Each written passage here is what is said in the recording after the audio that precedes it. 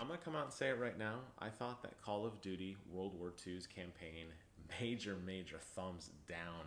I thought they failed on pretty much every single front, and I was really frustrated because I wanted it to be good. And I kept playing the game, mad at the game, waiting for that great moment, waiting for that great mechanic to reveal itself, waiting for that great swerve or a character arc or something, and I just never got it. And I did play through the game. It took me about 3 days, during which time I pretty much only focused on this. And I really wanted to invest myself in the story. I wanted to believe in the fact that they could take World War II, which is a monumental war with lots of moving parts, and try to focus down on a really good story that people could attach to. Now, if you saw my previous video, I told you guys that I really liked Infinite War. I thought that that was a really good story because it focused on a small group of people. We got to know them very intimately. We got to follow them and see their character arcs, their developments, and when some of them didn't make it at the end, it was kind of a punch in the gut because it was like, ooh, I really invested in this character. I wanted to see this character make it to the end, and they didn't, and it was heartbreaking. I cannot say the same for World War II. I thought World War II's story was very generic. I thought that a lot of the characters did not get much in the way of resolution, and I thought that the moment-to-moment story beats, why you were doing what you were doing, what the war actually meant, was never really emphasized very well. And I think that they took maybe the liberty or the nostalgia of World War II and they just tried to shoehorn in a story. I'm not really sure, but I can tell you guys that Call of Duty always excels in amazing graphics, amazing gameplay, and definitely those heroic moments, you know, where everything's falling, time goes in slow motion, and you feel like the world is collapsing around you. Now, that actually does happen a lot in this game, and I don't feel like they necessarily overuse the mechanic, but I didn't necessarily feel invested in some of the characters, whether or not they would make it. Now, I do appreciate that Call of Duty has continued to refine and try to change how they make their games because this game really emphasizes squad gameplay. So throughout the pretty much entire campaign, you're going to be playing with a squad of other characters that I guess you're supposed to grow with and feel for as time goes on, but their in-between story development is so lacking. You're just going to look at them the way I did. You're going to have health guy, you're going to have ammo guy, you're going to have grenade guy, you're going to have scout guy. Now, Scout Guy does become Pearson. He does become somewhat of a villain in a sense throughout the game. And but the other characters, they're totally transparent. They really have nothing going on. And the way that they designed the game was that it was supposed to be, you know, boots on the ground, this larger than life confrontation. You're gonna have to fight your way through hordes and hordes of evil bad guys in order to save the day and complete whatever objective they have for you, whether it's secure a hill or destroy a building or whatever. It doesn't really matter. The idea, though, is that you need your squad to do it. So I feel like what happened was the difficulty in terms of enemy bullet sponginess was ramped up to like 50. And I have a little video I'm going to show you guys here. Look at how many shots it takes to kill this guy. Go! Get to the bridge! Take him down! That's ridiculous. That is ridiculous. That should not happen in any Call of Duty game.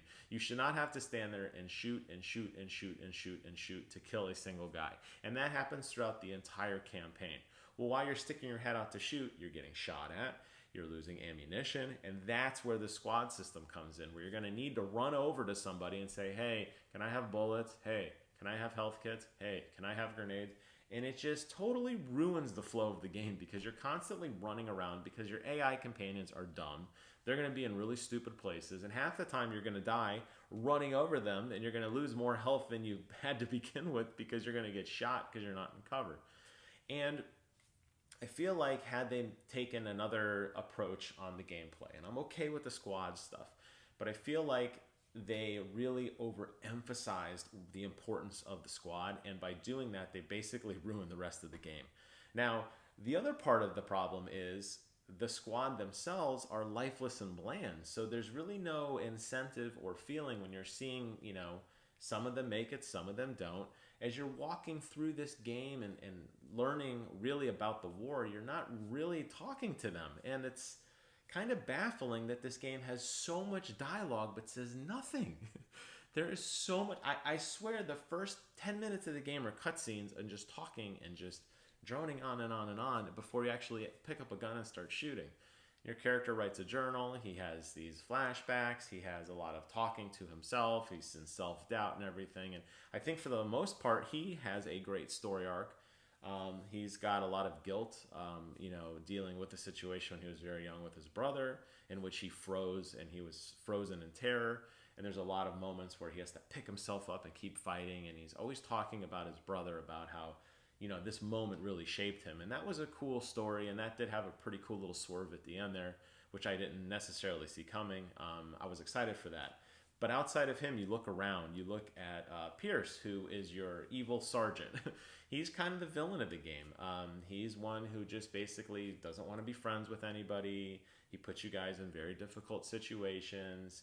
He basically is just a hothead when it comes to, fighting. And you would think that somebody like that would have this great moment, this explanation as to why they are the way they are. And when we do find out the reason that it is, it's about a 5-second cutscene, and he's not even telling you, and then it's over. And we just, like, his story arc closes off just like that. And it's like, really? It just was bad, guys. I don't know how to say it any other way. The other part of the game that really, really frustrated me was that I never felt like I was doing anything of importance. Yes, you were fighting the war. Yes, you were trying to, secure a convoy or take down AA guns or, blow up a building or whatever. But I think it's because you never get invested in the world. Yes, you bring your personal history with you. Yes, your grandfather served in the war, or you're a fan of history and you know of the war, or you understand, how evil what was going on in the world was and why the U.S. ultimately stepped in. You're going to bring those feelings with you into the world. But the game of itself, I feel like in a story like this, had a great opportunity to ingest another layer of fiction on top of that and to make you feel like what you were doing mattered. And I had no connection to any of the characters because of that. And I challenge any of you guys to think back on some of your other favorite Call of Duty games and think of some of the character names and think of what you know of the character and some of those moments that they had and kind of those hero beats that they had throughout the story. And do the same thing for this game. I doubt you'll be able to name the characters. You probably don't remember who they are because they didn't matter. And that's the point. They were just nameless, faceless, even though they were your squad, even though their name was on your screen the entire time, the HUD, showing you, that you needed health and all this kind of stuff. You probably don't remember who they are. They tried to inject a little bit of brotherhood between your main character, Red, and his best friend, Zimmerman. And I don't really think that worked. It was never really clear why they were friends. It just said, hey, he's my best friend, and we just assumed that that was why. Most of the time, whenever you do a mission or something, you would never actually work with them. You would split off, and you wouldn't even be involved with them in the battlefield. There's a resolution for what happens to Zimmerman. You can play an epilogue chapter to kind of see what happens with him. And you expect this grand moment to happen, and it just falls flat. And I just feel like the game stumbled over itself way too many times. So I have to say that on this particular game, I didn't like it. If you like World War games, there are way better games that depict World War, not just in terms of story and in dramatic hero moments, but in just weaponry and actually feeling like you're actually doing something in combat. I just am completely shocked that people... I mean, the Metacritic score in this game was a little bit lower than the other games, and maybe some of this story beat element and this weapon balancing does fall into that, but I just can't believe people will really be satisfied with shooting an enemy so many times to kill them and just feeling kind of helpless and weak and just kind of flailing through the adventure. So I do like the multiplayer. I'm still playing with it now. I think the multiplayer definitely redeems it a little bit. but I think everybody at this point expects a certain standard from Call of Duty multiplayer, and they continue to deliver on that. So the idea of changing things up for the next story and trying to make it more interesting and more fun just didn't work this time. So I'm curious, now we took a year off with Black Ops 4 and not having any single player story. I'm curious now that they're going back to Captain Price, a total fan favorite. I'm curious to see what they can do with the story, and I'm hopeful they took some of the criticism that they received from this and really thought about, because really thought about how they can make a more meaningful gameplay experience than they did here, because they had a great opportunity, and I totally think they dropped the ball. With that, hope you guys enjoy this video. Thank you guys so much for watching, and until next time, I will see you guys on the other side.